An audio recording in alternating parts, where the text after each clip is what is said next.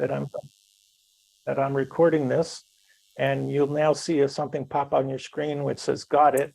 So just click on that, and that thing will go away, and all of you know that you're going to be recorded. But we are having an intimate group today. We'll probably have only a few more people join us if that's the statistics that normally happen. And the goal here is for each of you to try to help me grow the group by inviting others from your family and communities of interest and friends to know that this is happening. This program is called L'Dor V'Dor, and so the idea is for us to talk about our stories, our family stories together. And so I'm going to start by calling and asking each one of you to tell us a little bit about yourself, where are you from, and how your story relates to, we all are, knowing that I know every one of you, all of us are related as two G's to the Shoah. So I would love for you to be able to tell us a little bit. We'll try to keep your story a little bit short, maybe 3 minutes to 5 minutes, but we have plenty of time today to get to know each other. And I'll start with Mark. Go ahead, Mark. Thank you so much. Yeah, we live now in Florida in a place called The Villages, and we did live on Long Island and in Whitestone, Queens. I was born in Germany. I will be telling you a little bit about my story. And I guess my parents, who were Holocaust survivors from Poland, I think what I remember most is when my mom used to go to dinner and she would have aluminum foil in her pocketbook. And it always sort of made me wonder, what it was in her past that made her like that. And I always remember her always saying to me, Mark, you have to eat every crumb on your plate. And the last crumb was called the kuskala. And she would tell me if I didn't eat the last kuskala, then all the children in Europe would starve to death. So because I'm going to share more about my story with you later, I just want to say that it's a pleasure to be here and it's an honor. And as you're going to see, it's kind of unusual for me. So thank you very much. And I hope that you enjoy my presentation. All right, I'm going to go over to Keith, since Keith is your son, and maybe you can introduce yourself. And also you have a little bit of a story around the book that you wrote, and I want you to clue everyone into your work that you've done. Okay, well, hey everybody, thank you for having us. I know you're going to enjoy Dad's presentation. I am Keith Newhouse. I live in Orlando, well, just outside of Orlando in Winter Garden. Originally from Long Island, as Dad said. I now, for a living, design online graduate courses for colleges across the country, and Dad and I run a publishing company together. So one of the first things we did, besides Dad's books, is I wrote my own first book called My Tio's Pulse. And if anybody remembers the Pulse tragedy in 2016, it was the nightclub shooting. Everybody in Orlando was very affected by it. So I wanted to do something to give back. And I had an idea to write a book about it. We then had 22 artist donated illustrations for the book. We had a psychotherapist who helped with writing the right words for the book. And the book tells children what happened at the Pulse tragedy, how to cope with any kind of tragedy, whether it be the Pulse shooting or the California shootings from this past weekend, and how to feel safe after that kind of tragedy has affected a child. And it's even great for adults as well. I've had adults come up to me and say that they love the book as well. It's really helped them process their emotions after something tragic happened to them as well. I just wanted to share a little bit. I'm half Protestant and half Jewish. So I've grown up with a little bit of everything, but one of my favorite things to do on the Jewish side is, even at age 39, I still call Dad pretty much every night of Hanukkah to sing the menorah prayers with him. It's just, we've always been very close. It's just one of those things that even if we can't be together for every night, although he was here for 2 or 3 nights this year with me, but we still do it over the phone or over FaceTime. And it's just a wonderful tradition we've been able to keep alive all these years. That's very nice. What I'd like you to do, Keith, if you can send me your email address and also send me a digital file of your cover, I'll be happy to put it on the new JCHR Now bookstore. Absolutely, thank you. And I wanted to let everyone know to go to jchrnow.com. It's our new website. And I just created a new, actually, there's someone in this group who's given me this great idea, and that's Mark. Mark gave me an idea to feature presenters who have come to the group. All of them now have a feature on the books shop and a link in their books, as well as their creative projects, including yours. Music Zola is sitting now in the book shop. So please, Keith, I'd be happy to do it. I don't get any remuneration for doing this. I'm just happy to share the creative from the group. All right, so you're up. I just put our website in the chat box as well. Right. So if you would like to purchase either my book or Dad's, in fact, you know what, Dad, let's give them a special on the trilogy. How does that sound? We'll give them a free copy of 13L'Dor if they purchase the trilogy. Is this the Jewish or the Protestant side coming out of you, Keith? I don't think so, Jeffrey. All right, Zola. You want me, did you say me? Yes, you're up. Me. Yes. Okay. So I'm looking at all your beautiful bright faces because you're in the daylight. I'm in the nighttime. So forgive the illusions. I'm sitting in South Africa. I'm the daughter of 2 Holocaust survivors who were born in Vilna. And my mother was particularly famous because she was a singer, and her brother, she was Hyla Rosenthal. She was a little star on the radio already at age 15 and 16. And her brother Leib was a prolific poet and activist and writer also. And in the Vilna ghetto, her brother wrote a lot of the musicals, and he was actually also part of the paper brigade. And my mother starred in all the musical productions, and she basically sang, and that helped save her life. And after the war, Leib was killed in the concentration camp Kluge, her brother, and my mother met my father after the war, after the death march, and after the camps that they'd both been in. And they met in Lauenburg, and she had bad typhus fever, and he nursed her back to health and into love, and they decided they would start their new lives together. My father actually knew about my mother because he was a journalist, and he was already writing about her in a school competition and in various articles when she was on the radio. So he knew who she was, but she didn't know him then.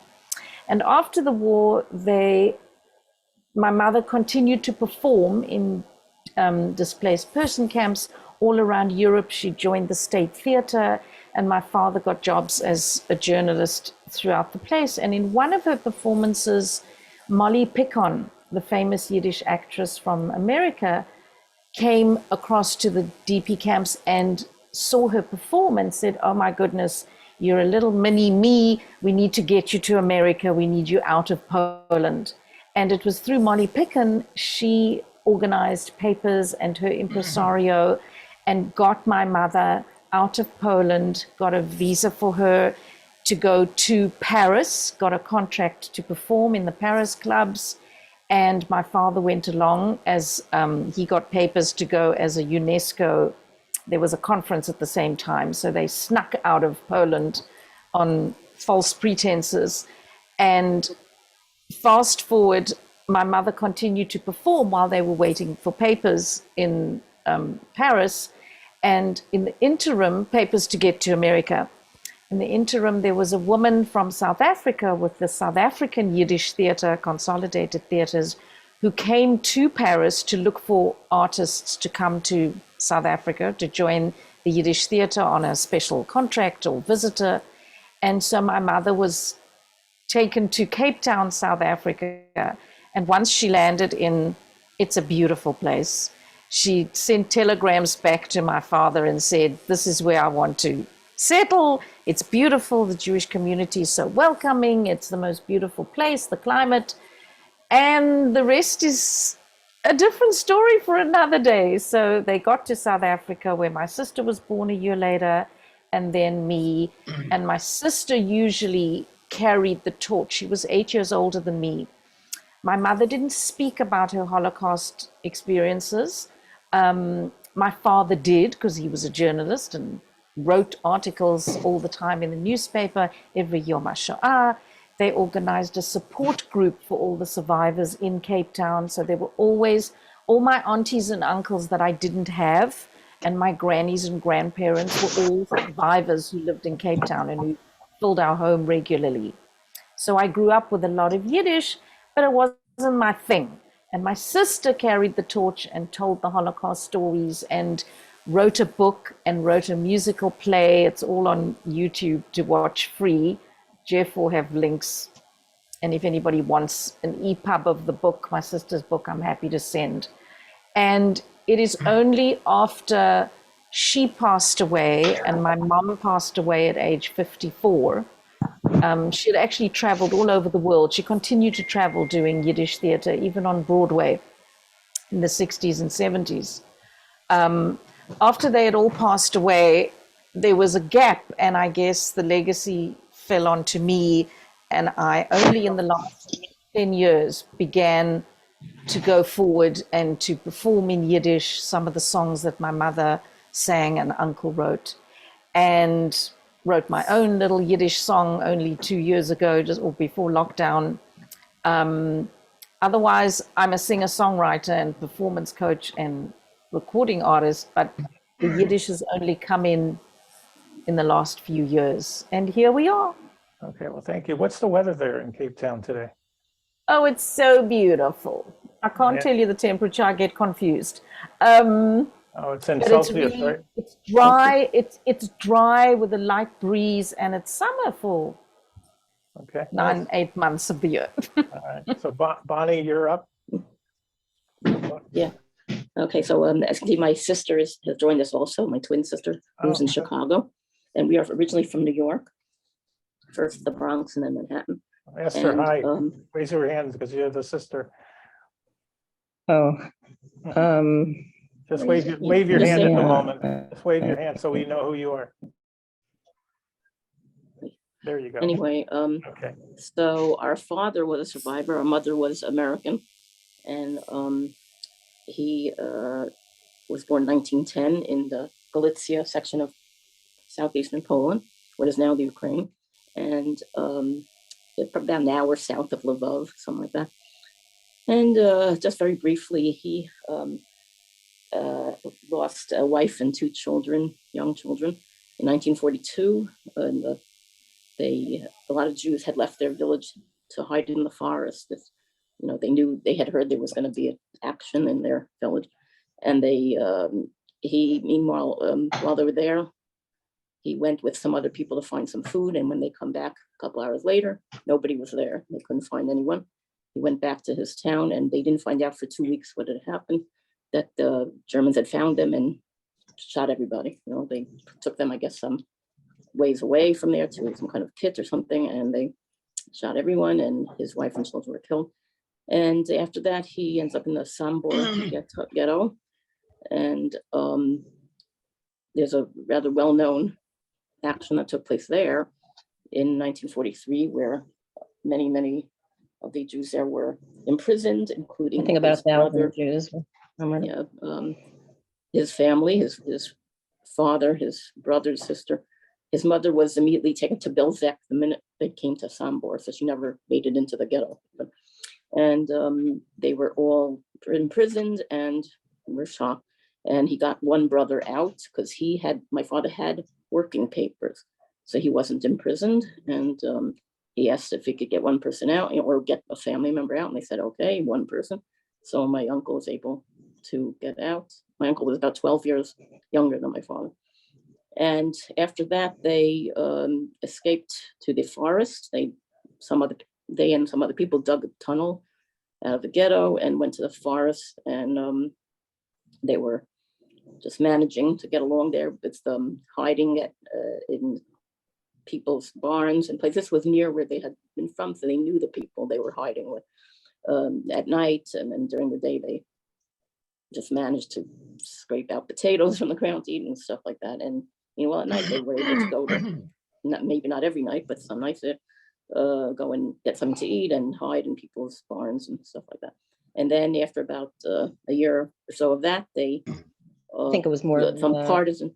I'm sorry, about Esther, a year and a half or more. Yeah, more than a year and a half. So then the Russian partisan unit found them and offered them to take them, but they had to learn to shoot a rifle, in exchange for food. So I said, okay, we'll do that. And they joined the partisan unit, and they fought with them. And my uncle was wounded actually pretty soon after that, and kind of sat out the rest of the time there. And my father also was wounded, and then he was wounded again towards the end of the war, and he became an amputee. He had to have one leg removed at the end of the war, and they managed to meet up again because my father was in a hospital, and they somehow managed to get to the Fehrenwald DP camp. And they stayed there until 1949 when they got a visa for the US. And they came there. They had some cousins in the US. And some other cousins of theirs had gone to Israel before the war. So they had quite a bit of family in Israel. And they worked. My father got a job. My uncle opened a business. And my sister and I were born in 1958. He had met my mother through friends of friends or something. And they were married in 1954, and we were born in 1958, and we grew up there, and that's about it. And my father had a lot of, issues, I guess you could think. I think people who lost children were really kind of, really had like attachment disorder and things like that. I majored in psychology, so I use some psychological terms, and PTSD, obviously, and just a lot of anger issues, and it was difficult. It wasn't the Esther, do you easiest want person to live with. Esther, do you want to add anything? I guess the main thing I want to say is he stayed religious. We were raised Orthodox, but at the same time, his behavior wasn't like what it, if you're really religious, you should behave accordingly. And because of his emotional problems, he was somewhat emotionally abusive to us and to my mother. We kind of lived with this sort of, in my mind, a little bit of a hypocrisy on, again, I'm not saying I don't know what else he could have done. That's just how he was. There's plenty of people, religious and non-religious, who have behavior problems. It's not really necessarily related to religion, but I'm glad that we were raised from, Orthodox, but at the same time, we saw this sort of dichotomy in how he behaved versus how we were taught a religious person should behave. And that, I think, for me, that was a big problem. I think, we're gonna come back to this subject a little bit. So, Giesener, you're up next. Go ahead. Yeah, I'm the son of two survivors from Poland, and they're the only survivors of each of their families. And they spent most of the war in various concentration camps till liberation. And then they met in a DP camp in Germany, Bad Reichenhall. And then they moved to a nearby German town where my dad worked as a maintenance man. And that's where I was born. And soon thereafter, they got permission and moved to the United States. Early years in Connecticut, but most of my upbringing was in San Diego. I still, even though I'm now in Orange County, I still feel like a San Diego boy. And all my friends and close friends are still in San Diego. And that's really about it. Please share, I eventually wrote please a share book about it. please share the title of your book. Yeah, it's called Under My Bubba's Wings. Because my father, during the whole time he was in camps, he had had a dream, a vision that his Bubba came to him, who was already dead before the war. But she was his beloved Bubba, and he was her most beloved grandchild. And she came to him in a vision. He also got typhoid. During the hysteria of the typhoid, he had this vision. She came to him and told him, "You're going to go through some very difficult times, and I'm going to watch over you. I'm going to protect you." So all the years of what happened, he really felt like there was a force over him, as if he were under the angel's wings of his Bubba, being protected. One lucky stroke after another that could have gone very badly, that he was saved. So that theme actually runs throughout the book, and even the cover. The name of the title is Under My Bubba's Wings, Okay, feeling thanks. protected. Thanks. And I want to let everyone know who just recently arrived on the new JCR, jchrnow.com. There's a new area called the bookshop, and all of our presenters all of our presenters' books are now featured in that section with a link to where you can find it on Amazon. So I would advocate that all of you can find Iser's books and Solly's books, and anybody else who has presented their book work, and Zola's creative projects are all there, so you can check it out. So I'm going to go next to Carolyn. So why don't you tell us about yourself and why you were in Jerusalem, if you care to tell us about that too. Oh, yes, I feel a little bit not quite fitting in with the group here. In the sense that my father came from Germany and escaped in 1936, left Germany, went to England, and he was never in any of the camps in Germany. My mother was born in England. Her father was a rabbi from Hungary, but he came in 1904 to England, and so it's different. But I was brought up with the trauma because my father was arrested by the English. You can't compare the two. And yet in our minds growing up as children, I don't remember a time when I did not know about concentration camps. And my father was interned in a camp in the Isle of Man, and he wouldn't talk about it. It traumatized him. And there's a book by Simon Parkes who gave a Zoom thing, and he said that everybody was traumatized on the Isle of Man, people who'd fled Germany and who were then, the conditions of their arrest, they were arrested by the police and taken to the Isle of Man. But it was very different to what I knew had happened in Poland, Germany in the war. But it was his first year and a half of the war was in a camp in the Isle of Man, and he wouldn't talk about it. For him, that was trauma. And it was only in his 90s that he actually would talk about it. So we grew up not knowing and not being allowed to talk German and not being allowed to eat certain vegetables, and because that was what he'd been given. So it's very different to all of you so far. Well, can I just interject? You're more than inclusive in our group.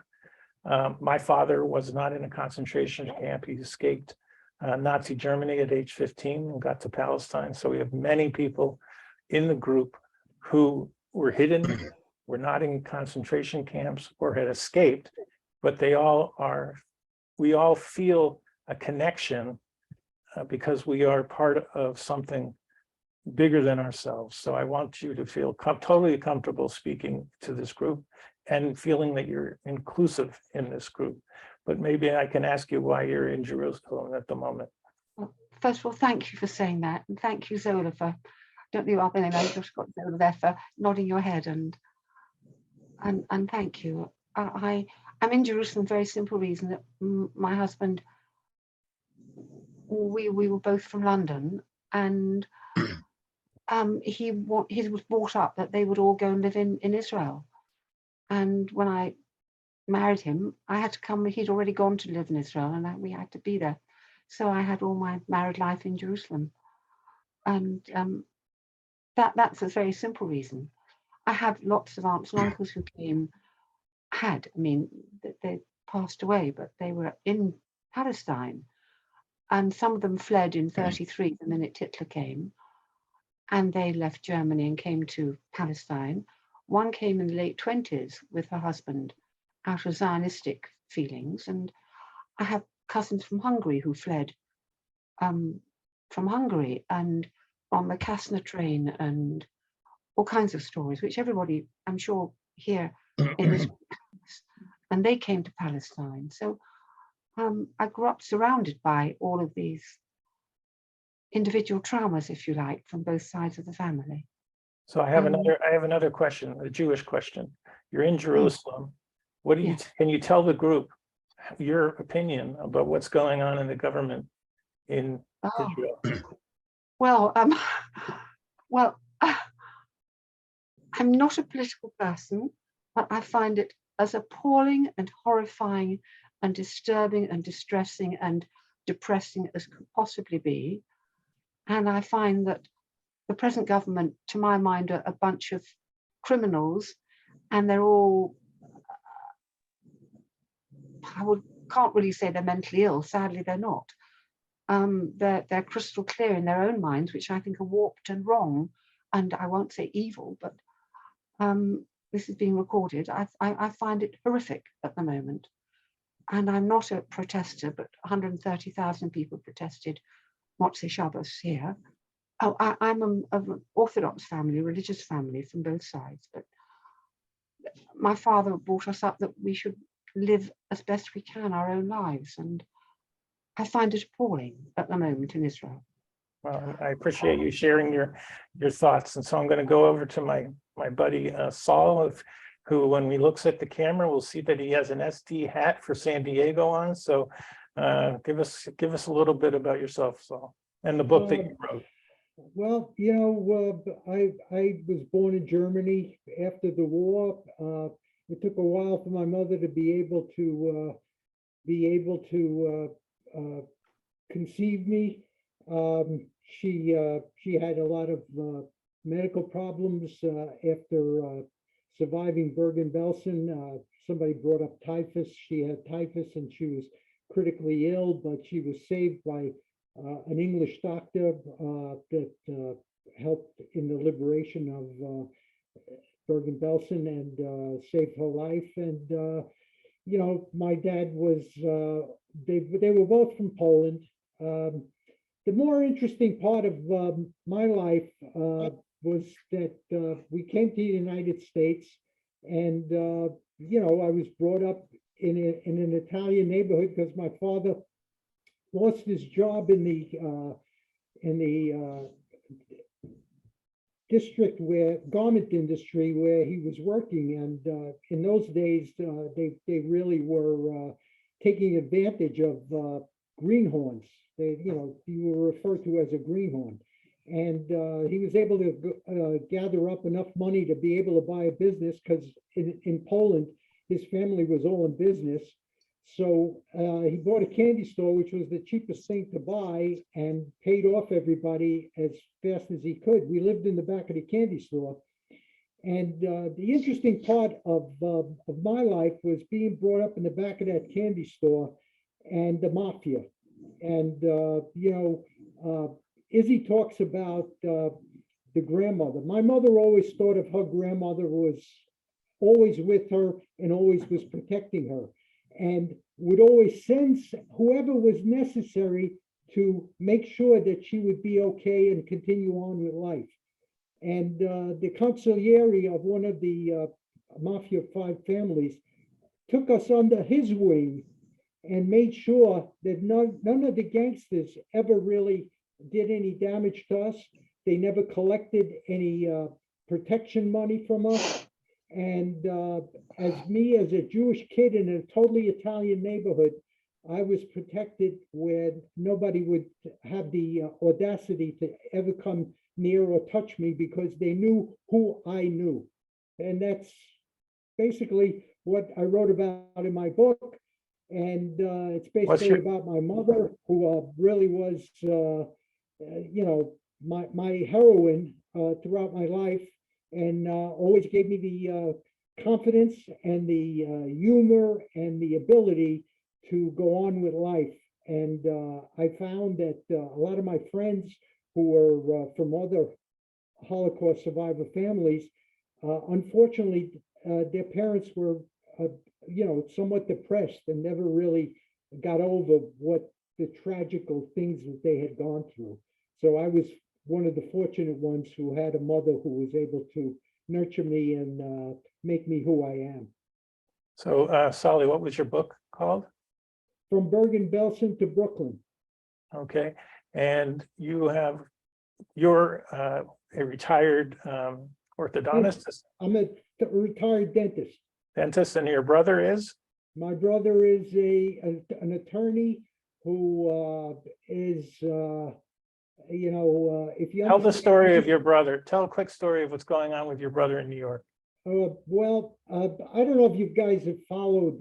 My brother's always been involved with many things in New York with regard to cases where he defended a prisoner who hung himself in the Tombs, and he got on television and he said the Tombs is not for people killing themselves. It's supposed to be a prison, and he represented the family because the warden made believe like the guy, oh, he's not going to kill himself. He's full of baloney. Anyway, that's just one of many stories that he's been in the headlines. But the latest one is, I don't know if you've heard, but he was thrown out of the Madison Square Garden, which is for a venue for entertainment, sports teams.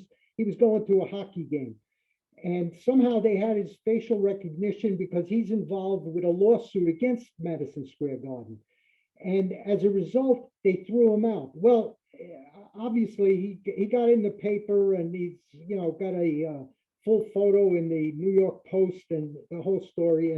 And tonight he'll be on Nightline. I don't know if anybody watches Nightline, but he'll be on Nightline tonight. So if you're interested, I'm sure he'll tell you all about it, because my mother used to say in Yiddish, "Er hat a pisk fin schrofen."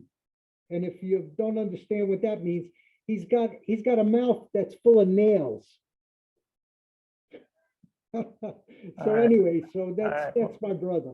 That's a very good. All right, He's so a New York attorney, which, it's kind of like a tough place to be an attorney. right, and he's also a strong advocate against anti-Semitism in New York as well. Oh, yes. And so I want to also ask Anne and Batya and Diana to come on screen with us. We'd love to have your contribution with pictures as part of this start of the program. So I'm going to go to Devorah. Devorah, I know you have an interesting story, and please share it with us quickly. So go ahead. Well, the first thing I'm going to say is that tomorrow, a group called Teach the Shoah is having what they're calling a Jewish ritual originating in Israel, commemorating the liberation of Auschwitz. And I have been asked for a 4-minute presentation in the memory section. And what I'm going to be talking about is how I convinced over 50 years, I convinced my mother to take me to Prague. She didn't want to go because her family wasn't there. It was all stones. She didn't want the stones.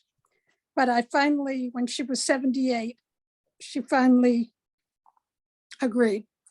So we're at the home of the one surviving cousin who survived Auschwitz, Gerta. They're chatting in German about their childhood, and we're about to go to the gravestone of her grandfather, Emanuel Schlosser, who was buried in the Prague Jewish Cemetery. So we get there, and my mother and Gerta are completely amazed to see that not only is Emmanuel Stone there, and he's next to his parents, David and Rosa, but the names of the 15 family members that my mother grew up with and loved, including her parents, her grandmother, her uncles, her cousins, her 10-year-old nephew, Hansi, their names are engraved in the Prague Jewish Cemetery on Emanuel Schlosser's gravestone. And that made a big difference for my mom, who didn't have a place to grieve. She just knew about the horrible, brutal murder in Treblinka, Auschwitz, and Terezin. And seeing those names was very, I can't say healing, that doesn't work, but it transformed the way she felt. And for Goethe, and next to this gravestone with these 15 names is a bench. And I'm imagining in this story that I'm going to tell tomorrow, I'm imagining sitting on that bench with my family, with future generations of my family. So to the left is the past, the shared of generations, and to the right is the future, so that we connect. Because of course I grew up without family. My mother would say that I was the child of Adam and Eve because she was cut off from her family and she was starting over. And partially to remedy that, as an adult with a baby, I moved to Israel for 16 years because I wanted to connect with Holocaust survivors. Okay, So great. I don't know. Anyway, the program is called Light into the Darkness. It's sponsored by Teach the Show Up. It's at 8 p.m. in Israel time, which is 1 p.m. New York time on Zoom tomorrow. So perhaps if you have a link, you can put it in the chat. And so I want to turn over to Diana. And it's so nice to have you with us. You look so much like your mother. Diane is the daughter of Ruth Lindemann, who from Oregon, and now spends her time in Palm Springs, who's a survivor. And she usually comes on board all of our programs, but she's not here today. So why don't you tell a little bit about your story? Go ahead. Okay. Yeah, this is my COVID hair. Decided to let it grow out and see what happens. So we have the same color hair, I guess.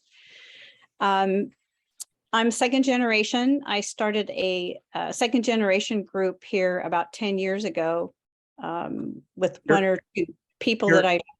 Here is Oregon, right? Here is, yeah, Oregon. Yes. Oregon for us West Coast people, Oregon for people on the East Coast. Mom's in Palm Springs, California right now, getting ready for her 90th birthday party in a couple of weeks. So she might be doing that, or sleeping or writing or whatever she does during the day. She has a mix of things she does. She has written 3 books. One of them, the first one is a book about the stories that she was told as she was involved in Hadassah and a lot of different Jewish groups, and survivors would find out that she was Jewish and they would tell her their stories. And she incorporated it into a book, changing the names, of course, but I found out who they were later and happened to be like grandparents of the kids I went to Sunday school with. Some of them were spies, some of them were resistance fighters, and some of the families never told their kids any of the stories. My dad never spoke, so my mom had to get his story as well. So she was born in Vienna, Austria, left when she was 6. They did book tickets for Shanghai in case that letter didn't come from some cousin over here. They moved, the letter finally found them and they were able to come over. So she sold her tickets to Shanghai, which is funny because my dad left at the age of 9 from Nice, Germany, which doesn't exist anymore.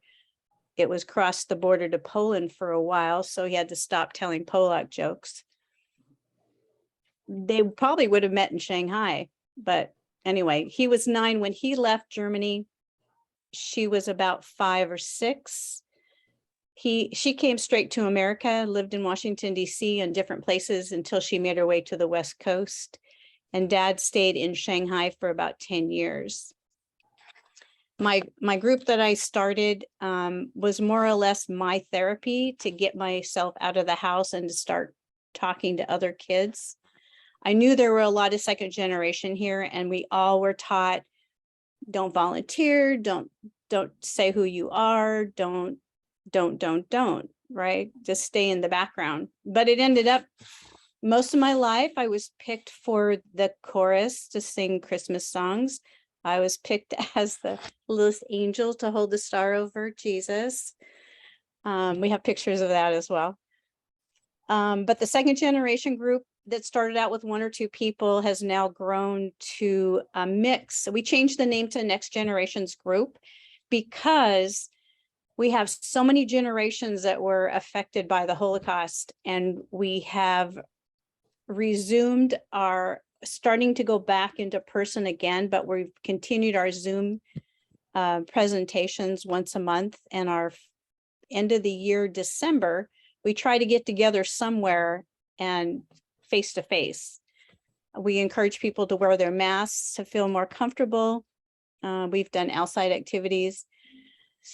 And her last book is her memoir, or I guess a story of her life until she gets married here in Portland. So interesting story. I just have one interesting story about her, and I'm hoping she's going to write this before, so it will become a motion picture. But a few years ago, she had a nanny in Austria, and we have pictures of them together. And a few years ago, like 2015, I think it was, her nanny passed away, and her grandson, Michael, she, on her deathbed, told him to go get these letters out of the drawer, and he needed to find this woman. Oops, sorry.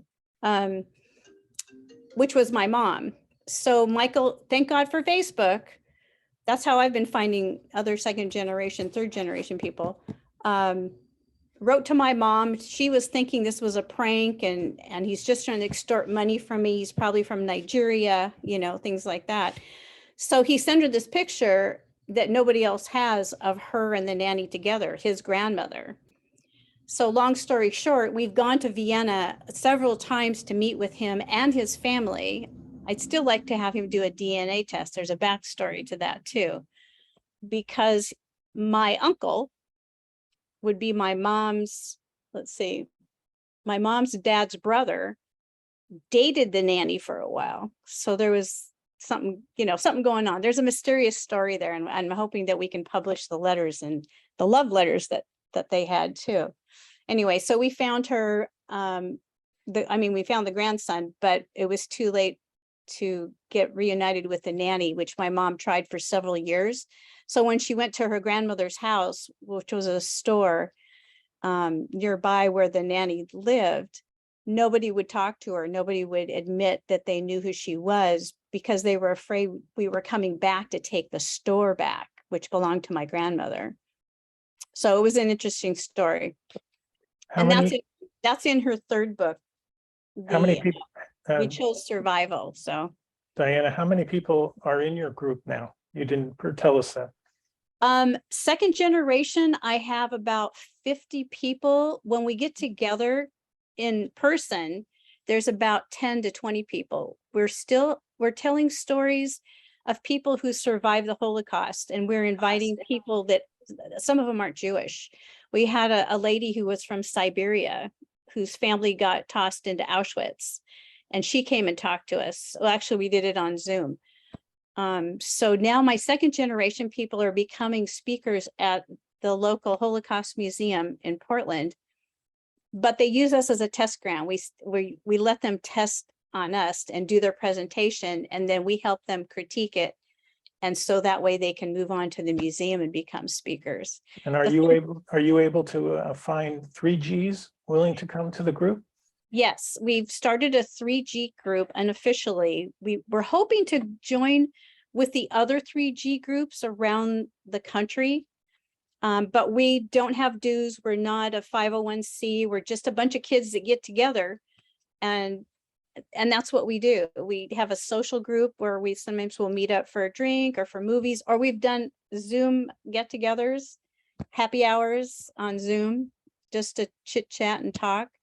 The 3Gs are just starting out. I think there's about almost 10 of them, but with the 3Gs, it's a little bit harder. They don't want to hear so much about the stories. They want to do more social, sometimes volunteer type things, or just hang out at the local bar, which is fine. So we've got somebody to head that up, and she's taken over, and we're hoping to get them to the World Federation conference in Washington, DC this next year as well. Okay, great. So let me go over to Anne. So let everyone know Anne has a difficulty with looking at the screen for periods of time.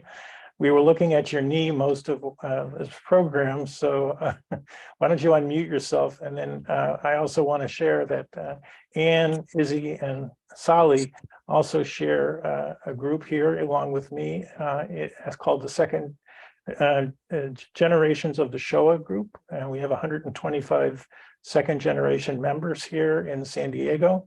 What we also have found, because we have a very active Jewish Federation, of which my wife sits on the board, there are over 500 survivors here in San Diego County, and 30% of those survivors are under the poverty line. So we have a lot of the Federation here in San Diego is working very hard to help survivors with services. But Anne, go ahead, you have the floor. Okay, thanks. So I was born in Munich after the war. Both of my parents are survivors. Luckily enough, they weren't caught. They were both on the outside. My mom was on her way to a concentration camp. She was 17. And I'll just tell you a quick part of the story. She was caught, and with about 3 or 4 girls. One of the girls became the leader of the group, and she said to the guard, "If we give you our jewelry, will you look the other way and we'll hide behind the building and we won't go on the train?" And the guard said yes. And so the girl, said to my mother, "Give me if you have any earrings." And the other 2 girls, "Give me what you have." And she handed it to the guy. He was a Ukrainian guard. And she handed it to him, and he basically shot her in the head. So they knew this was not going to be a pleasant experience. But they were on the train, and my mom, people were trying to jump. There was some opening in the cattle car. They were going to Belzec, and which was in southern Poland. And if anyone's from a town called Rzeszów, which I visited, that's where my mom was from. And anyway, she said to the girl before her, "I'm going to jump after you. When you jump, don't throw your body out far," because the Germans were on top of the train. They wanted to get every Jew, and they were shooting at whoever jumped. Try to just drop down rather than be a full target. So there was a curve in the train, and a curve in the tracks, and the train slowed down, and the girl jumped in front of her, and my mom saw she was shot in the leg, and then my mom jumped, and she went straight down. So she wasn't shot. And they stopped the train after the curve because a lot of Jews jumped at that point. And my mom was unconscious from the fall, and she landed right next to the tracks. And the girl rolled into a ravine and was watching. They basically shot everybody along the tracks. And they basically went to my mother and kicked her and hit her with a gun, but she didn't move because she was unconscious. And they didn't shoot her. They shot everybody else. And then the train went on, and my mother hooked up with this girl, but she had been shot in the leg. And so she couldn't walk. Well, there was a farmhouse not too far ahead, and they went into the barn, and they went up to in the top of the barn and slept up there. And the next morning, the farmer came in, and he said, "Okay, come on down." These girls, my mother was, I think, 17 or 18. The other girl was maybe 16. And it was November, it was cold. And he said, "I'm taking you to the Germans." And then the wife came in, and they had a daughter. And my mom was pretty psychological. And she appealed to the farmer's wife, and she said, you want our deaths on the conscience of you. She was basically talking karma. And she said, you have a 6-year-old child. Do you want our blood on, you really want this for your future? And she talked the farmer's wife talked the farmer into letting my mom go and the girl. And she gave them her sweater, even though it was cold, and coat.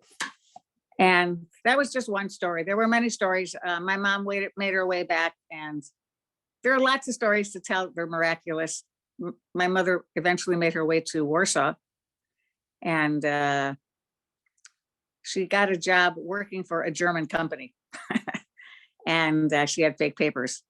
And there's just lots of stories to tell. Amazing stories. And she was good at business, and some of the Poles said to the boss, the SS boss, we think she's Jewish. She's very good at business and she's very smart. And they turned her in, actually. She was turned in at the very, very end of the war. And she was put in prison. But her German boss was amazed at how good she was. And he liked her. And he said, I don't care if you're Jewish or not. I'm going to try to protect you. And he basically in this prison said, don't touch her. Don't kill her. Because people were pretty much killed. You didn't survive.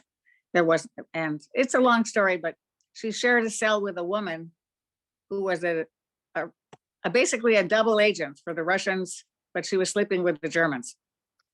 And the reason I tell the story, well, anyway, the day came when they were going to have my mother sit in front of 4 or 5 Gestapo guys, and they grilled her, and she knew the Catholic. Oh, unfortunately, you're frozen. Okay, go ahead. They tried to catch her on her story because she had a fake name and the town she was from, and the whole bit. But she did a good job. And when she would tell me the story, which wasn't that often, she would be nervous because it was life or death what she answered these guys, and it was like about an hour grilling at least, and they couldn't catch her up on anything. And at the end, one guy slammed her hit her in the face, and he said, I know you're a Jew, but for now we'll let you go. And nobody got out of there. And anyway, it was at the end of the war, and she did some sabotaging because she was in charge of a bunch of trucks that would go out into the countryside and get apples and things. And at the very end, she had them wreck the trucks. In other words, take out the batteries and do things in her own way of having some revenge. This is just a quickie on the story. And at the end of the war, her German boss said to her, I'm leaving Poland, because he knew the Russians were coming. He said, can I stay at your house? And she was living in a boarding house, and she said, you can, but you have to sleep at the other end of the bed. And, and I have to tell the lady where I'm living, but nothing happened. And the next morning he was gone. He was basically fleeing back to Germany. There are a lot more stories. I can't tell you. I can't have you sell them all, but no, I won't tell you all the stories. But there are a Okay. lot of stories. And anyway, later afterwards, this woman who worked for the Russians came to my mother, and she vouched for her that she was indeed in the prison and that she was not with the Germans.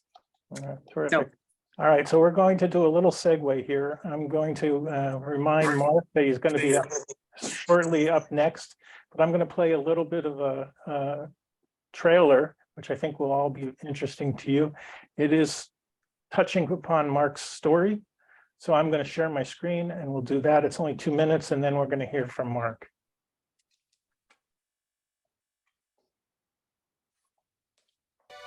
One thing that all those years it bothers me, I never will know that how my mother really, when she died. I've known about the concentration camps as long as I can remember. But I can honestly say I never used to think about it too much.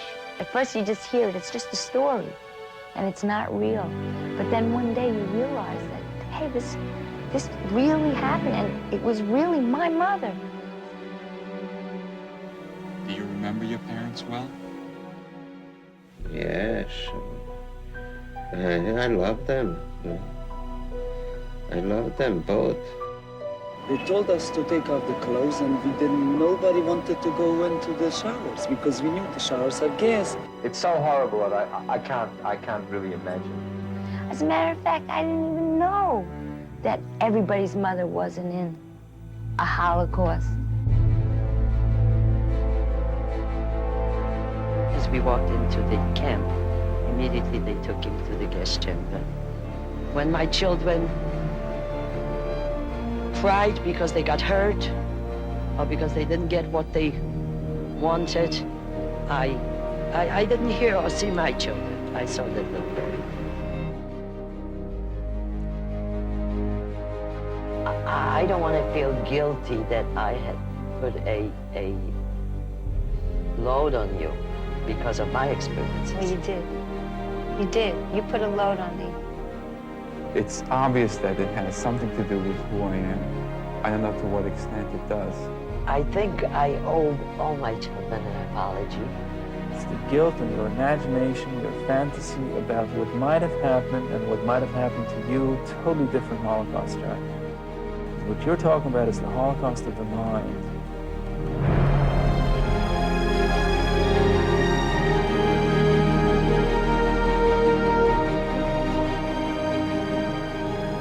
I don't know who owes me an apology.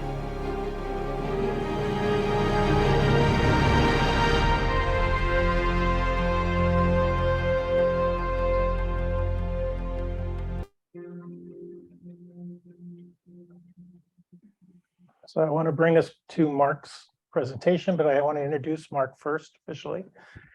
Save yourself. Ditch the Hold on a second. Probably knows there's a lot of alternatives. Sorry about that.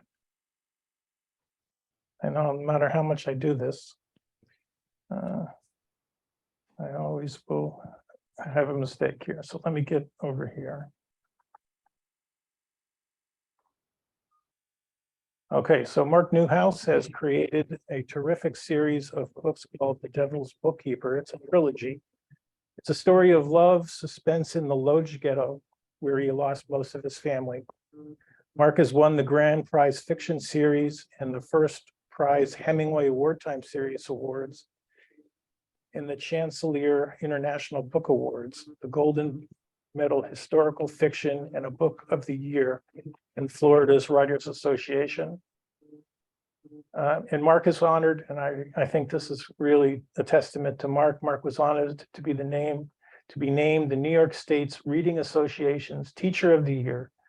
He was inspired to write his award-winning children mystery, Welcome to Monstrovia, and its sequels. And Mark has just completed writing a pilot script for a proposed television series, which he'll speak to us today. So I want to have a warm JCHR welcome to Mark, who's a really great friend of mine. So Mark, come on, share your screen and give us your presentation.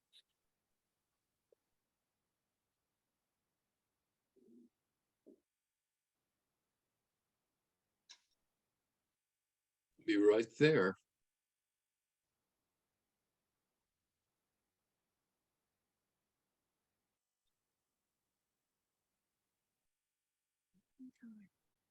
Yeah, Here we go. Yeah. Hi, everybody. First of all, I want to thank Jeffrey, and I want to thank everybody who has taught me so much in the time I've been with this group. I'm very, very grateful. I call the presentation Taming My Monsters. And I guess the reason for that is because of the fact that all my life, I've had to try and understand the shadow, the monster that was in my life that I didn't really understand very well. I think from the stories you've told me that some of you have experienced very similar kinds of things. And so I'm hoping that my sharing this story with you gives you some idea that you're not alone, because for a long time in my life, I thought I was alone. What I tell people when I do my presentation is that, one, I'm not here to sell books. Two, I don't have any desire to have revenge. I don't have any anger. What I want to do is educate. I want to help people, and I want to learn myself. So let's begin, and hopefully you'll enjoy this journey with me. My story begins in hell. This was the gates of a ghetto, the Lodz ghetto, pronounced Vudge. This is where my family was, my mom and my dad. I like to think that what I am doing is a tribute to them and to all the survivors and victims of the Holocaust. And by the way, of genocides in the past, present, and the future. This map shows you where Vudge was. Most people have heard of the Warsaw Ghetto because of the uprising, if they know about the ghettos at all. Very few people know about the Lodz Ghetto, and the fact that it was the second largest ghetto in Europe, holding about 200,000 people. Less than 5,000 were known to have survived. I knew so little about this that I actually thought that it was something that had existed for hundreds of years and was like Anatevka in Fiddler on the Roof. If you look to the, I guess it would be the west, and to the south, you'll see Oswiecim, which is where Auschwitz was. One of the questions that I'm constantly asked is, why was it there was an uprising in Warsaw and not in the Lodz Ghetto? And that is something that I was very curious about myself. This is a very rare picture of one of my only family members that I have. This is my grandmother, and she's holding one of Mom's sisters. Mom had two brothers and 4 sisters, and only my mother and one brother and one sister survived. I never met my grandparents. I don't even have pictures of any of them other than these. And it's kind of like the rest of my early life. It's a mystery. And as I was listening to you, some of you seem to echo the fact that your early lives were mysteries too. But for me, it stayed a mystery for almost 70 years. One of the mysteries about this is that this is on the front of a postcard. All of these photos on the back are on postcards, and I have no idea why that should be. This is another of one of my mom's sisters. What a beautiful child she was. I never even knew she existed. And again, it's on the front of a postcard. This is the only photo I have actually of Mom and another one of her sisters. Now, my mother is the little one seated on the chair. And if you look at her eyes, it almost looks as if she saw what the future held for her family. Interestingly enough, I was born on January 28th, 1947, 2 years and 1 day after Mom was freed from Auschwitz. If you look at my parents in this very rare picture, thin they were. Look at my mom's leg. And this is 2 years afterwards. I recently found this picture, and I can only conjecture from everything I've learned from other people that this is where I lived after I was born until my parents came to America. We believe that we were in a displaced persons camp. We came to America in August of 1947.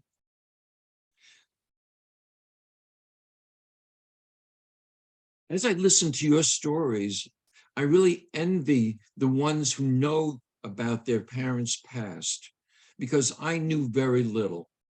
This is a picture, a very rare one, of my father when he was young.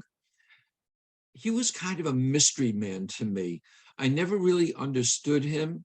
He was very, very difficult. In 20 years, my mother finally did divorce him after everybody said, you know, you're divorcing your breadwinner. He was very brave. He was very reckless. He loved women and they loved him. If there was a deal around, my father would get into it. He was what they called a dry cook, a shrewdie. And I actually used him as the model for the protagonist of my book, Oscar Singer. And one of the questions that I raise in my book is, did he have an affair with his best friend's wife? I can tell you that my father was someone who you could not ask about the Holocaust. He was not the kind of person who would give you that kind of information. He was a very difficult person. Unfortunately, he did not have a happy life. He was very successful, and he was a wonderful businessman. And he had a tremendous drive for success and for survival. And he passed that on to me. My mother was my protector. And as they struggled as immigrants, they came here without knowing English. They had to work extremely hard, and they had to find ways of repaying Hayas for the money that Hayas lent them to get here. She always protected me. This is a very rare picture of me being held by her in Germany. And I wanted to honor her, so I used her as the cover of one of my books. By the way, the building, I have not been able to identify, but someone who I was doing some sharing of photographs with noticed that there were 4 little holes by the windows. So they think it may have been a detention camp. When I was young, I knew I was different. I understood that my parents had been in the Holocaust, and they spoke differently than most other people, but I really didn't understand very much. When I was about 10, we moved from New Jersey to Whitestone, Queens. And when I was in 5th grade, I had a lovely teacher, and this teacher had a wonderful idea. She wanted to do a grandparents' day. So she handed out construction paper and crayons for us to make invitations for our grandparents. I was a very, very good kid. I was sitting at the desk, not doing anything, and the teacher came over to me and she said, "Mark, why aren't you making an invitation?" And I told her that I didn't have any grandparents. And she said, "What happened to them?" And I said, "They were murdered." And she said, "What do you mean?" And I said, "They were murdered in the Holocaust, where most of my family perished." At the time, the Holocaust was not part of the fifth grade curriculum, and she didn't know how to handle it. And to be honest with you, I didn't either. And as I said, my parents were too busy really to talk to me about this. I did pick up scraps when my parents would meet with their immigrant friends, and they didn't know that I could understand Yiddish and Polish, and that I was able to pick up enough that I would have terrible nightmares. This is a poem I wrote when I was about, I guess, somewhere around 12 to 14 years old. It's called The Blonde Angel. The sight of an angel we long to see, gossamer wings, gold, shimmery, promise hope and light where no hope can be. Guardian angels glowing bright, our protectors day and night. Why do I see your hollow eye stare, black uniformed, nightmare? My parents, grandparents saw an angel. They stood on endless lines with faceless others, brothers, sisters, fathers, mothers, naked, head shaved, holding their breath, being judged by the angel of death. Starched uniform, no silvery gown, blonde hair, no sparkling crown. Demon smile, dripping guile. He held the key to life, as deadly as a knife. Points in air, you've won, door one, to nothingness, nowhere. Grandparents sent to the door, disappear, see no more. Sent to unmarked graves, mom, dad, made angels slaves. He sends them all to his darkest pits. In this hell he rules, Auschwitz. I dream of angels in my nightmares. When you have nightmares like that, you really don't ask too many questions. And maybe you sort of are afraid to do much research on your own. As I grew up, I had the same concerns every other kid had, finding girlfriends, finding a life for myself, and finding a career. And I became a teacher, and I loved teaching. I was named New York State Reading Association's Teacher of the Year. And Newsday, which was the 6th largest newspaper in the United States, came to do a story about me. And when they published it, it was called Madcap Teacher Opens Books and Opens Minds. I sent a copy to my mother, and my mother called me up and she said, Maxilla, that was my name in Germany, Max, and it means little Max. She said, what is a madcap? Doesn't it mean that you're crazy? Well, I tried to explain to her that meant that I used a lot of different ideas for teaching, and some of them might be considered a little crazy. Well, the following week, WPIX television came to interview me. And the reporter was supposed to stay with me for 20 minutes. He stayed for about 2 hours. And finally, he said to me, you know, he said, I heard you wear costumes when you teach. So the kids started shouting and said, oh yeah, dress as Inspector Clouseau. So I went into my closet and I got my trench coat, and I never played an instrument, partly because my dad never had patience. He thought you had to be Paderewski the minute you took a piano lesson, for example. Anyway, so I got my trench coat out and I put it on, and I had a kazoo. And when they did the piece on television, the first scene you saw was of me coming out in a trench coat playing my kazoo. So my mother called me around 11 o'clock at night, and she said, so Maxilla, last week I had to tell all my Yenta friends you aren't crazy. This week I have to tell them you're not a flasher. Anyway, I loved my mom. And one of the things I learned was that when she was not around, I had to find someone to talk to. And so I did my talking with my pen. That's when I began writing. The pen was like a magic wand for me. It was a way for me to solve problems. And the truth is, I taught about the Holocaust in my classes, but not as a personal experience. And I didn't really ask much about it.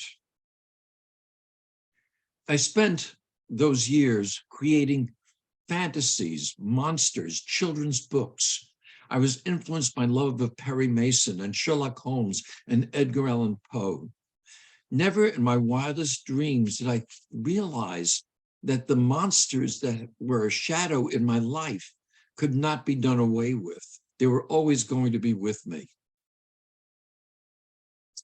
And then one day, my mother, already in her 80s, did a tape for the Steven Spielberg Shoah Foundation. She gave me a copy, and I did not look at it for several years. And then one day, I found the copy, and I took it out, and I did listen to it. And my mom was older, and she'd forgotten a lot of her story. And maybe she didn't want to share all of it. But there was one line in the story that really struck in my mind. And I had a contest I wanted to enter with a short story. And so I wrote this story called The Warehouse, and I entered it in the contest. And to my surprise, it won. Another surprise was the judge's sheet, because the judge wrote, this is an amazing work of fiction. For 2 years, I was too embarrassed to show that story to my mom. And then finally, we decided to go down to Miami, about 4 hours away from where we were living. And the last hour of the last day that I was with her, I gave my mother the book, the anthology the story was in. And I said to her, Ma, I want you to read this story. And next month, I'm going to come down and interview you. And I want to find out what really happened. I set up an appointment to see my mom about a month later. And 2 days before Linda, my wonderful wife, who, by the way, is from England, she and I got a phone call from my stepfather, who is another Holocaust survivor from Sosnovich, a wonderful, wonderful man. And he told me that my mom was in the hospital. Linda and I raced down to Miami, but we got there 10 minutes too late. My mom had passed away. I held her hand and I cried. I had not only lost my mom, but I'd lost that part of our legacy. I would never ever know how she survived. So what was the one line that my mother told me that I so regretted losing the story? This is a picture, again, a very rare one, of Mom holding me as a baby in Germany. She told me that as a young girl, she was employed in a warehouse. And working in that warehouse, they taught her to run her hand flat over the clothing, to check the hems and the seams for anything that she could find there. I lost the story of her mom, who was always very sickly, who suffered from asthma, how she, of all her family, survived and was sent to the death camps from the Lodz ghetto in one of the last trains. Sadly, there was no one left to tell me the rest of the story. Shortly after that, I discovered that Mom had given me a gift. It was a monster of a book. It was called The Chronicle of the Lodz Ghetto. When I opened the book, I realized it was signed by the man who translated and edited the book. It was published by Yale University Press in 1984. I sat down and I began to read what I could not believe I had in my closet and had not even opened before. It was the anonymous entries by a group of men in a room in the same building where the Nazis were, who were writing about the daily events of the ghetto. They could show no emotion, no judgment, other than being totally supportive of the policies of their chairman. Was it that they were uncritical? Was it that they were just accepting everything that was happening to them? When did they know what was happening to the Jews of Europe? As I sat there for 3 days reading this book, all I could think about and was circling in my head was one of my favorite movies, 12 Angry Men. Because these men in this room were giving their version of what was happening each day to them as the noose tightened around the ghetto. Incredibly, I had never heard of the leader of the ghetto, whose name was Chaim Rumkowski. He was also called the eldest of the Jews. And what he did shocked me so much and left me with so many questions. Was he a savior who saved about 5,000 Jews, including my parents? Or was he a devil, the collaborator that worked with the Nazis? He believed that work would save the Jews of the ghetto. So he turned the ghetto into a labor camp for the Jews, a manufacturing hub that made materials for the German military. A question that haunts me even now is, when did he know the final destination that he was sending the ghetto residents to? And finally, what would I do if I were faced with these terrible decisions? This is a painting of Rumkowski, and you can see the famous Lodz Bridge in the back that was built so Jews could not walk on the same streets as the Germans. He opened up orphans for the children, and he promised that he would protect them. He believed that if he did not enforce German decrees, that the Germans would take over, and anything they would do would be much worse. So he created his own police force, and they were so feared, almost as feared as the Gestapo, because they were enforcing these strict, very strict German decrees. Was he a collaborator? This is a picture of Rumkowski, who was kept waiting all day by Himmler outside. Basically, Himmler was his master, and he was the dog waiting for him all day. In his belief that he could save children, he put them to work. I had never understood why my father was so secretive about his name and his age. And after he died, we learned that he had changed his age and his name many, many times. One of the reasons was so that he would stay in the ghetto, so that I guess it was a case of the devil you know is better than the devil you don't know.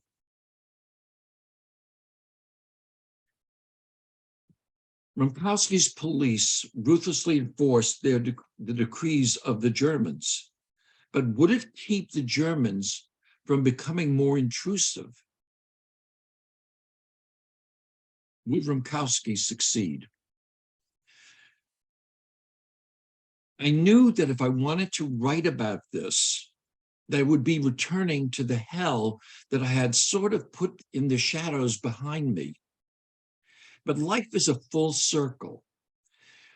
As I contemplated the idea of writing this book, I knew it would be years of research. And I said to myself, I can't do this. I write children's books. I'm not talented enough to do it. And finally, I said, I have to do it because my children and grandchildren and future generations really do have to know what happened. They had to know what for so many years I did not know. I did not know what the ghetto was like. The Germans used starvation, freezing cold, and disease to kill Jews before the final solution. They also used hope. If they could make people in the ghetto believe that work would save them, then they would not have to use so many soldiers. They would not have to expend so many resources to keep them under control. So they used terrible tricks, such as postcards from those they deported that were really written by German soldiers. The chroniclers of the ghetto supported Rumkowski's plan, his strategy, but could it keep the Nazis out, which was his goal? Rumkowski said the worst thing would be if the Nazis took over. But what was the price of survival? This is a short excerpt from my second book. The German soldiers were ringed around the perimeter. They were, as usual, armed. They reminded me of vultures, cold eyes staring down at the crowd, waiting for some signal to fly down and tear what little flesh we had left from our weary bones. The chairman had called a meeting of all the residents in the ghetto to make an announcement, and they were filled with hope. The chairman removed his familiar hat, and the crowd, expectant, desperate for good news, fearing anything else, waited for him to begin. I always found his voice harsh, raspy, but his firmness comforting. Today, he seemed to be starting with an oddly restrained tone. A severe blow has befallen the ghetto, he said, and paused. They're asking from it the best it possesses, children and old people. The buzz was all around me. What was happening? I felt the shock, an earthquake, but what did it mean? Rumkowski waited for quiet and began again. I have not had the privilege to have a child of my own, and therefore I devoted the best of my years to children. I lived and breathed together with the children. I know you love children. Why are you repeating this? We believe you love children. What did you say before? It was a mistake. I heard wrong. The audience was silent. All eyes on the man in the tweed coat who said, I never imagined that my own hands would have to deliver the sacrifice to the altar. Abraham had been ordered by God to sacrifice his son on the altar. Sacrifice? Did everyone else hear what I heard? The voice on the microphone cracked with emotion. In my old age, I must stretch out my hands and beg, brothers and sisters, give them to me. Fathers and mothers, give me your children. I was shocked when I read this. I realized that if I had been born just a few years earlier in the Lodz ghetto where my parents were, I would not be here now to share this story. Did Rumkowski save the children? Ostrovsky, the protagonist of my book, who is now an administrator for Rumkowski, believes his daughter will be saved.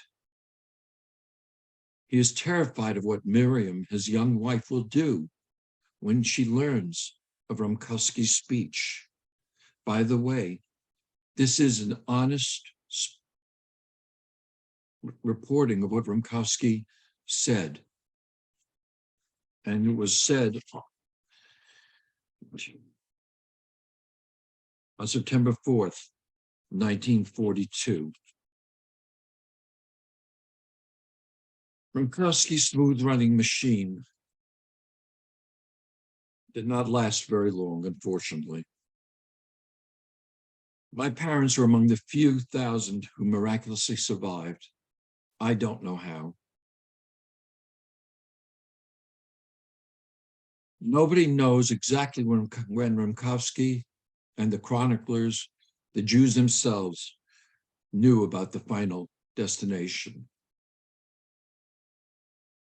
Families were separated, and we can never forget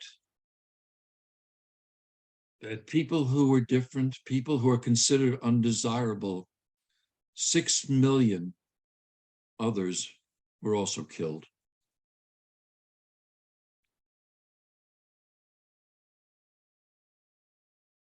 In my research and in my book, one thing stood out as a possible clue as to when they knew, and that was the truckloads of used clothing and shoes with heels and soles torn away that arrived in the ghetto.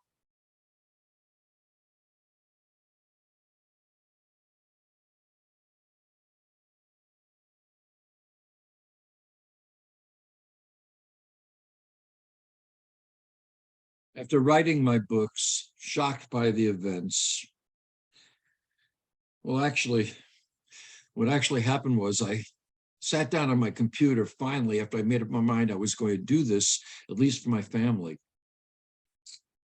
And I wrote 700 pages in about 30 days. I was exhausted, totally drained. I had never had an experience like this in my life. It was really as if my lost relatives were writing the book through me. And I decided to use my mother's sister's photograph, her beautiful face, as the cover of the book, because there is no tombstone, there's no headstone, there's nothing to honor her memory. I submitted the book to a contest, and I was shocked when it won the gold medal in historical fiction and first place historical fiction, and finally the top prize, Book of the Year, from the Florida Writers Association. Nobody was more surprised than me.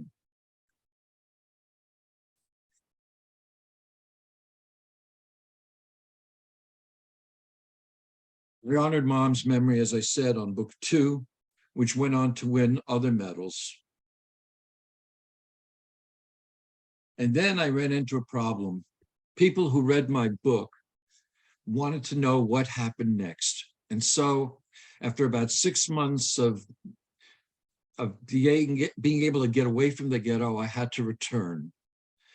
And I wrote book 3, which subsequently won other medals and centered about this beautiful child.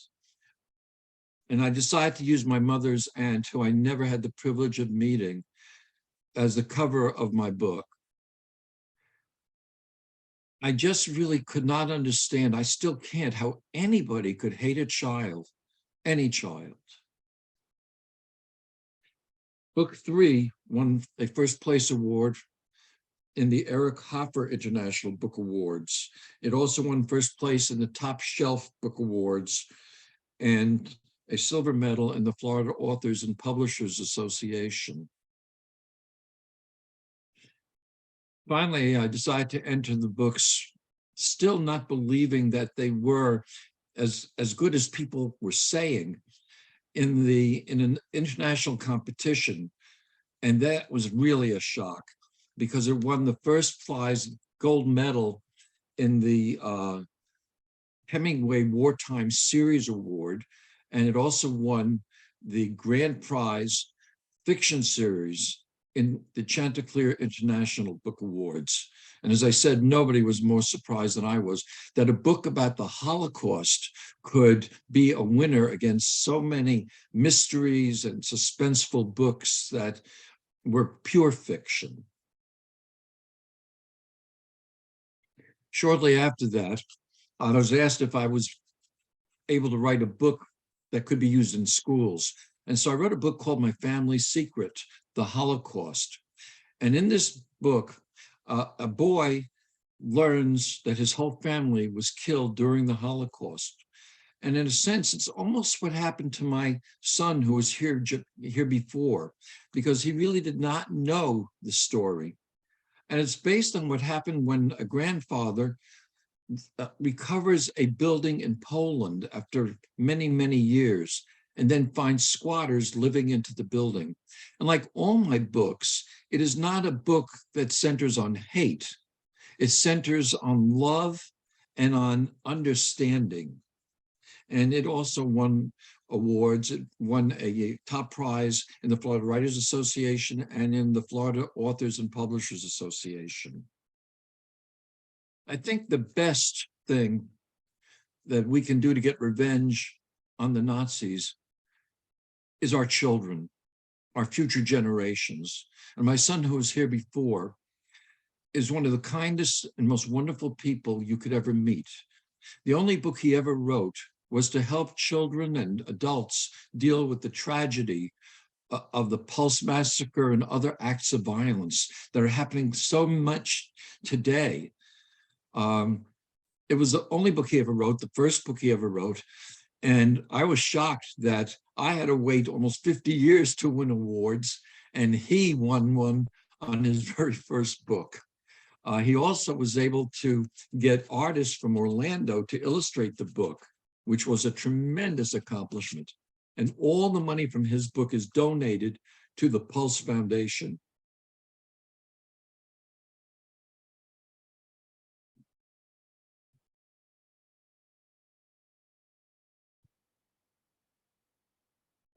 People ask me all the time, why am I speaking now about the Holocaust? What is it that has changed my life so dramatically in such a short amount of time? And the answer is, I think, in this poem that I wrote for Kristallnacht back in a few years ago. It's called Broken Glass. They shattered the glass, and so it starts. They attacked our past. They could not kill our hearts.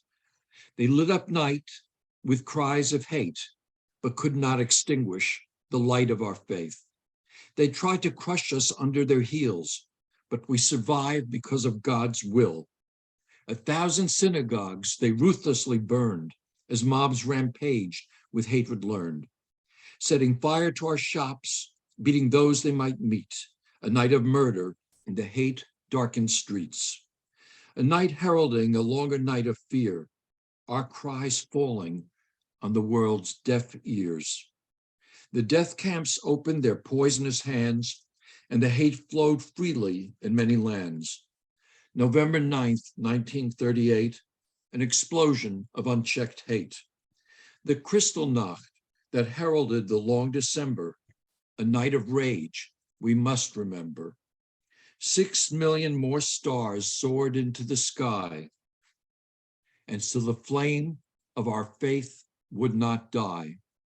The light of our beliefs we hold dear, our heritage from the past, even as once again we hear the frightening echoes of broken glass. All over the world, we're seeing the echoes of broken glass. And even in the United States, we're seeing it now. So it's more important than ever that we share our stories and that we share them to our children. And yes, that means I have to cope or learn to tame my monsters. And this group has been a huge help to me in learning how I can learn about more stories and share more of my life so that it never happens again. Thank you, my friends, for letting me share this with you today. Well, thank you, Mark. You can take yourself off the screen share. I appreciate it. And then we're going to open up the audience if there are any questions for you in the work that you've done in the research and all the books that you've read. And I would love for you to share any of authors' tips, because I know a lot of our members have an interest of putting their family stories down, and we have just a few people who are still with us. We have 9 people here.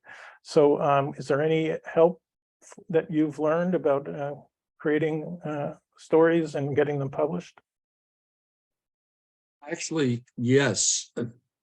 You know, it's a funny thing. I live in the Villages, which is a retirement community of about 130,000 people. And I write a column every month called The Writing Bug. I do it as a volunteer.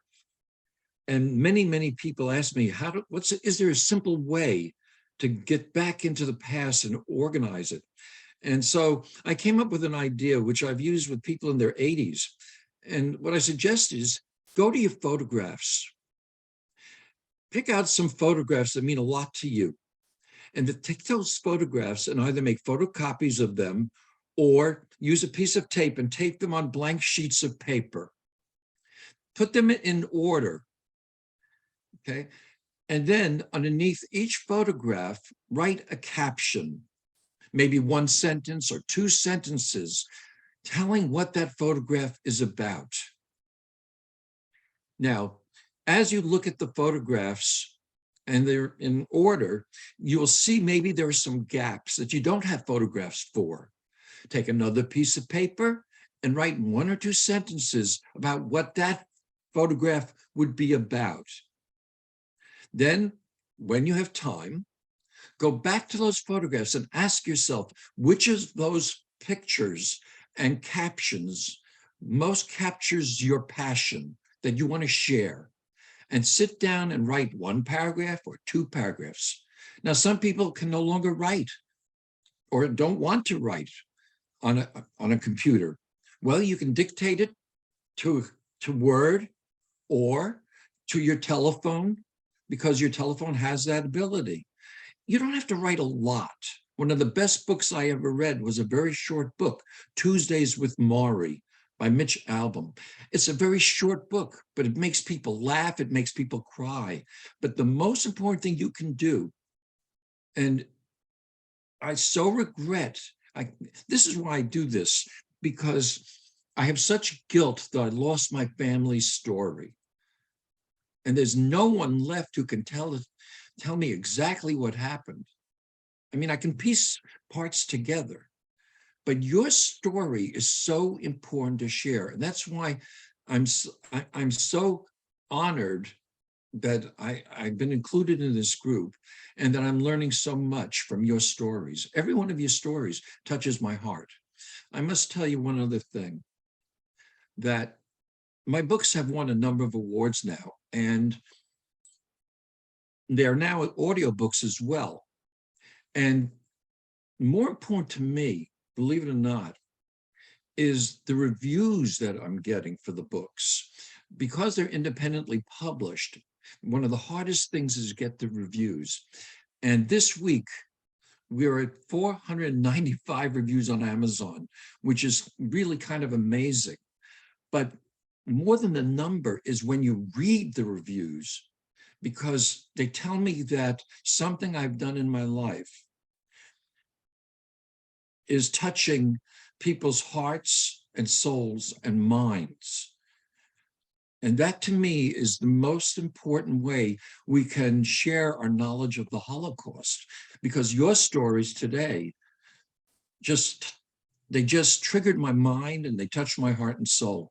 And Jeffrey, that's why I'm so grateful to be here and why I was willing to share, this story, even though I really do feel tremendous guilt about what's happened to me. And so this is my way, I guess, of unloading some of that guilt. So we'll turn it up. Is there any questions for Mark? Just raise your hand or speak out. There aren't a lot of us left. So, and if there isn't, doesn't seem like there are. I think I just want to say. All right, great, go. Yeah, I don't see why you feel guilty. I don't believe it was anything that you did that you should take as a guilt upon yourself because of circumstances that you didn't get the story firsthand and so on. For example, in my case, my dad used to tell me all the stories and the episodes that would happen to him since I was a little kid, since I was almost a baby. It was just part of his way of being. And I can't take credit for it. And if he hadn't told me that, I couldn't feel guilty about it because that's the way he was. My mother, for example, said almost nothing. I know very little of her story. She felt, I could see it was too painful for her to talk about it. So I don't see that you have any reason to feel guilty. That's my opinion. I've tried to rationalize all my life. I was a classroom teacher and I taught about the Holocaust, but I never really understood. And a college professor asked me a question. I spoke with Jeffrey about this. A college professor asked me a question. He said, with all the genocides that have existed in history, why is it that the Holocaust is so significant? And I have to be honest with you, I didn't have an answer at first. And then I went home and thought about it. And I said, there have been genocides of African Americans and of Native Americans, and there have been genocides all over the world. But what makes the Holocaust so different, I think, and again, it's just my opinion, is that first it was state mandated. It was a state policy, which is absolutely incredible. The second thing is that 6 million civilians, not military people, 6 million men, women, children were killed in the most mechanical, impersonal way, simply because of, I guess, their birth, their religion. And the third thing is that if you look at the whole idea of a Holocaust, it was illogical. Hitler's in a world war, and he used some of his best minds, his resources, his trains to commit murder, mass murder.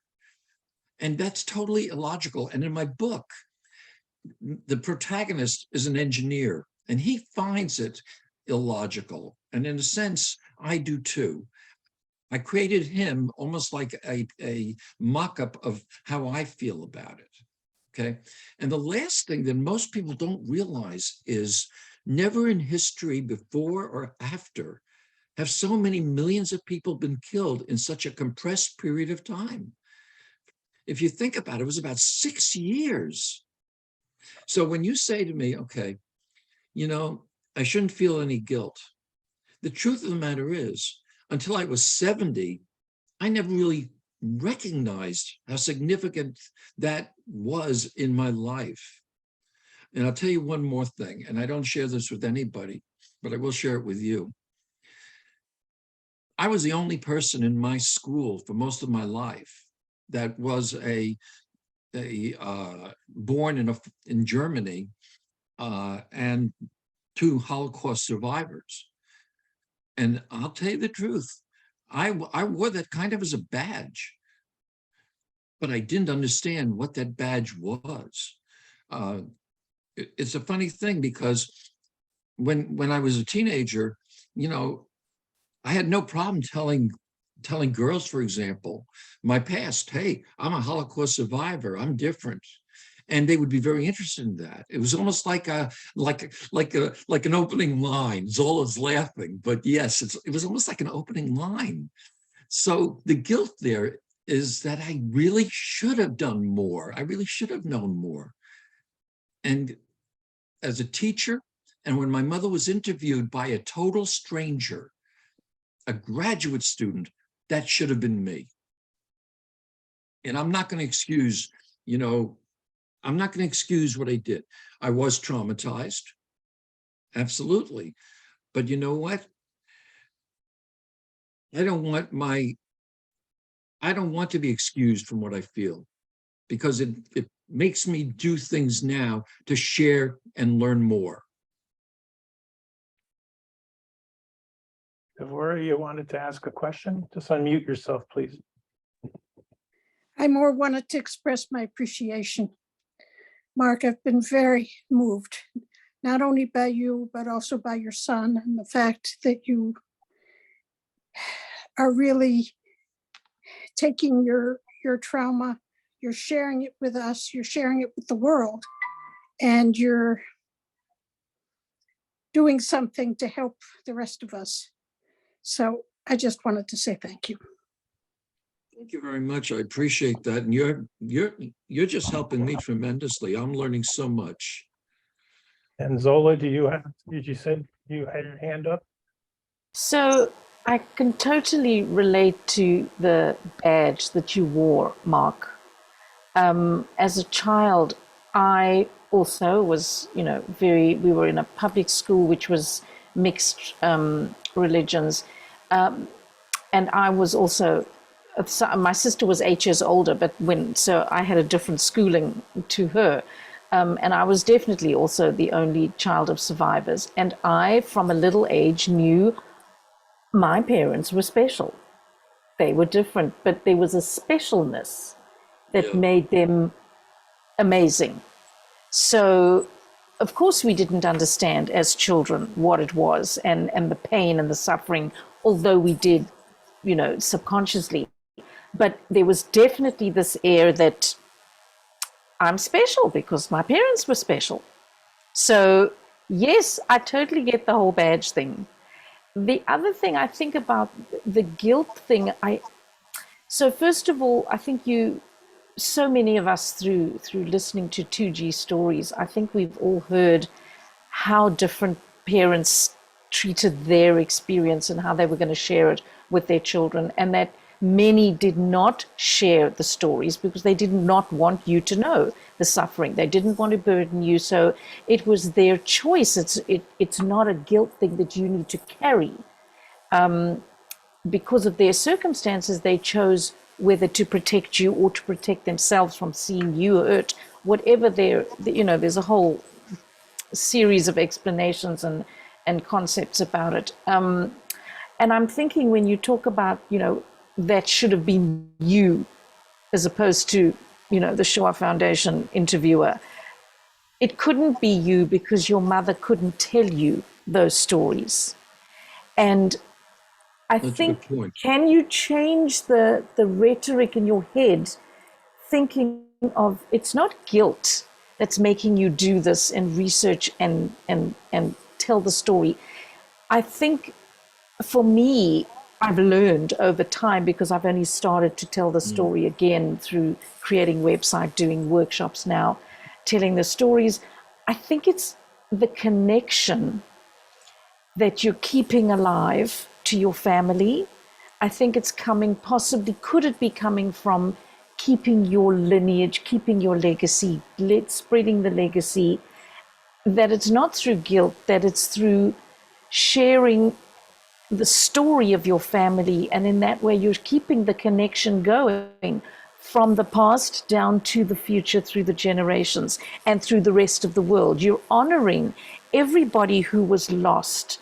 I don't see that it must be from guilt. I think that every step you're doing now is only because you could do it now. You couldn't do before, you didn't know before. You know, you didn't even feel that you needed to do before because you were protected while your mother was alive. You weren't meant to do this. Yeah, that's really, you know, you're right. You're So I think you're honoring, you're honoring now that I certainly am not doing what I'm doing out of guilt. And I feel that you're doing the same thing. And I therefore offer that it's not out of guilt, and that the guilt, there is no guilt. Guilt for what? You're Well, there doing was this from a place of love. You know, there was guilt, but you're right. I think that's why I call it taming my monsters, because I am taming those feelings that are inside me. I think that's, you're a very compassionate person, Zola. I appreciate that very much. Thank you. I did carry some guilt myself because I was the younger sister who was not interested in carrying the torch and telling the stories, because my sister did it.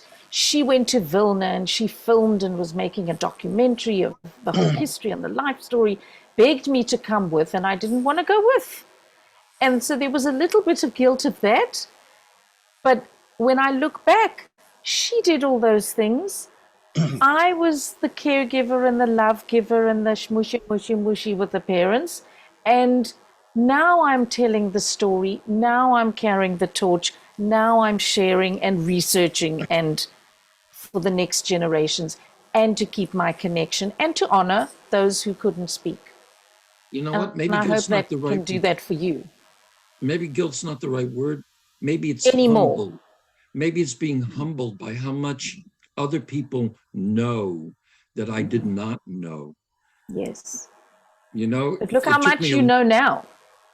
It took me a long time before I, you know, spoke, And even after I wrote the books. I think, remember that when you say how much other people know, they know because they either experienced it or they were told. So you have to forgive yourself for not knowing what you didn't know, because you didn't even know what you didn't know you should know. Jeffrey, I think I'm going to have to, I think we have to lie down on the couch pretty soon. Let me just add, go ahead, yes, sir. I just want to say, Mark, you have done great mitzvahs on behalf of the memory,